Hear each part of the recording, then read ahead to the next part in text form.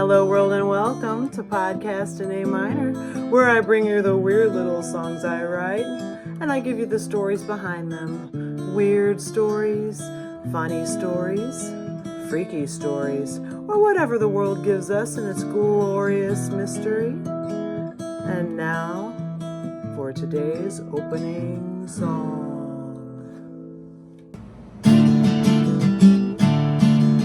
Your lips, they tremble, grieving flapper, wiping tears on your sleeve. Why do you grieve so often, wild and dreaming? Grieving flapper, your fingers loaded with mourning rings, lament careworn. Why do you mourn? Who's left you? Grieving flapper, grief interrupts your vibrant life. Your crying cuts like a gentle knife. Has love left your arms on a crashed elevator? Did your poet imbibe disinfectant? How your tears glitter, gleaming flapper. How many hours can a dancer cry? How many ways can a darling die? Bleeding flapper, the stars spiraling against you as you stare out your window at the cemetery. Whose diphtheria funeral are you reliving? Streaming tears turn into screaming fears, turn into dreaming years without your dear one. Wilting flapper.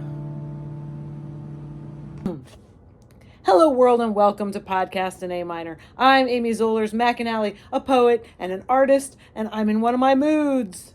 You just heard Grieving Flapper on a Taylor Gemini Mini acoustic guitar, and let's have a look at the lyrics. Your lips, they tremble, grieving flapper, wiping tears on your sleeve. Why do you grieve? So often wild and dreamy, grieving flapper.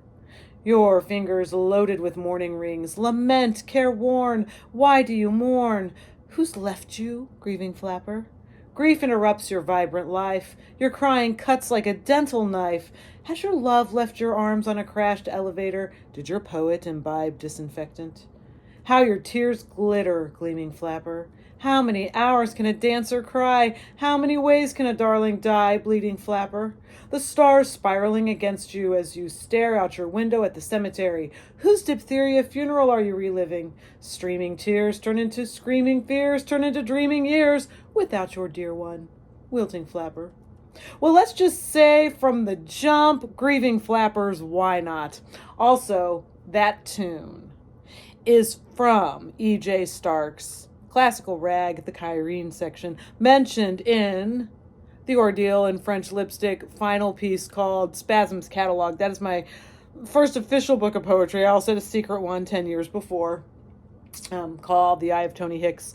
But this comes up in that story, the Kyrene section where God shows up. In E.J. Stark's classical rag, by golly, I borrowed the chord sequence and the tune. I believe that song is from like 1914 or something, and maybe earlier. So I would think public domain. But you know what? If I get in trouble for it, I'm only going to be gratified to know that somebody is listening closely enough. I just wanted to very much acknowledge that beautiful piece of music. Classical rag, E.J. Stark from Joplin, Missouri. And the Kyrene section, my favorite ragtime section of anything ever in the world. So, as we were saying, grieving flappers, that's an artistic preoccupation of mine going way back. The Grieving Flappers were my first art series, embroidery portraits of flappers in profile, usually with a tiny crystal tear stitched near the eye. I think I did 9 in total, giving them old-timey names like Jewel and Pauline, all of them purchased from my Etsy shop by the same totally cool person a couple of states north of me. They entered the Etsy shop in 2018. They were my very first pieces in the Etsy shop. Sometime in 2016 or 17, I read a book titled Flapper, a madcap story of sex, style, celebrity, and the women who made America modern by Joshua Zeitz. I don't know what made me want to read it, perhaps having read The Poisoner's Handbook by Deborah Bloom nearly every spring once I read about it in a newspaper in like 2009. It's a historical account, subtitled, this is Poisoner's Handbook, subtitled Murder and the Birth of Forensic Medicine in Jazz Age New York. So that definitely captured my imagination. It's also possible I was fascinated with the murdered flapper photograph, one little photograph, like 3 little frames in the X-Files episode Tithonus, Season 6, Episode 10. At any rate, I pounced on the Madcap Flapper book, hoping for, well, and forgive me for being morbid always, I mean if it bothers you, stories of death, preoccupation. I've already probably explained before about my morbid streak and how I can trace it back to my grandma on my dad's side. She died right before my senior year in high school, and among her possessions was a Bible she had received at the age of 15, which was incidentally the year she married my grandfather. I found a yellowed piece of paper among the pages with the heading, Songs I Want Sung at My Funeral, followed by a short list of familiar hymns, but I don't remember which ones now. Below that, the heading, Songs Eddie Wants at His Funeral, Eddie being her husband, my grandpa, whom I never met because he died in 1961, before I was born, mind you. The only possible scenario I can imagine is my grandmother making those lists some winter's evening fireside at the age of 15. Point was, slight morbid streak in the family. For years, I've had a book titled Final Exits, the Illustrated Encyclopedia of How We Die by Michael Largo, and here is part of the blurb. According to death certificates, in 1700 there were less than 100 causes of death. Today there are 3,000. With each advance of technology, people find new ways to become deceased, often causing trends that peak in the first year. People are now killed by everything from cell phones, washing machines, lawnmowers, and toothpicks to the boundless catalog of man-made medicines. In Final Exits, the causes of death, bizarre or common, are alphabetically arranged and include actual accounts of people, both famous and ordinary, who unfortunately died that way. Ants, bad words, bingo, beanbag chairs, flying cows, frozen toilets, hiccups, lipstick, moray eels, roadkill, starfish, and toupees are only some of the more unusual causes. End quote. Delicious. And so there I sat 9 or 10 years ago in my jazz age preoccupation, wondering how many causes of death they had in the roaring 20s. I sat down one day to do an internet search thinking cat bookends and flapper deaths. Those were my 2 searches I was going to do. I accidentally crossed the wires and typed in flapper bookends, and they existed. Cartoonish ones in cast iron, brightly painted. Oh, and I'm sure this sounds familiar to those of you who've read, as said, Spasms Cataloged, the final piece in Ordeal in French Lipstick, my poetry book. Let's just assume you all know it well, okay? I will assume yes, and onward.